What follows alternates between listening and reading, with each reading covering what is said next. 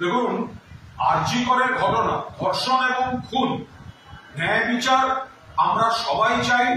মাননীয় মুখ্যমন্ত্রী মমতা বন্দ্যোপাধ্যায়ও চান, অভিষেক বন্দ্যোপাধ্যায়ও চান, এবং পুলিশ সেই মতো তদন্ত করছিল, একজনকে গ্রেফতার করেছে 12 ঘন্টার মধ্যে।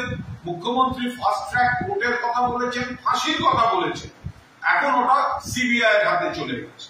তো মুখ্যমন্ত্রীও বলেছিলেন সিবিআই এর হাতে দিলে কোনো আপত্তি নেই, কিন্তু মাননীয় সাংসদ সুখেন্দু শেখর রায় তার পোস্টে যেভাবে পুলিশ কমিশনারের গ্রেফতার দাবি করেছেন, পুলিশ কমিশনারকে কাস্টোডিয়াল ইন্টারোগেশন অর্থাৎ সিবিআই পুলিশ কমিশনারকে গ্রেফতার করুক এবং জেরা করুক, এই দাবির তীব্র বিরোধিতা করছি। কারণ পুলিশ কমিশনার বিনীত গোয়েল তিনি সংবাদ পাওয়ার পর, খবরটা পাওয়ার পর দ্রুততার সঙ্গে যথাযথ ব্যবস্থা নিয়েছেন, পদক্ষেপ নিয়েছেন, এবং সেইখানে 12 ঘন্টার মধ্যে গ্রেফতার হয়েছে।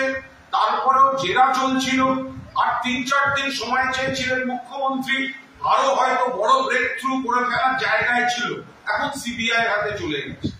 সেই জায়গায় সুখেন্দু বাবু সিনিয়র, আমাদের সকলের শ্রদ্ধেয় নেতা, তার আবেগ, তার উদ্বেগ নিশ্চয়ই, কিন্তু তাই বলে পুলিশ কমিশনারের গ্রেফতার চাই এবং হেফাজতে নিয়ে জেরা চাই, এটা একটা অযৌক্তিক দাবি এবং এই দাবির বিরোধিতা করছি।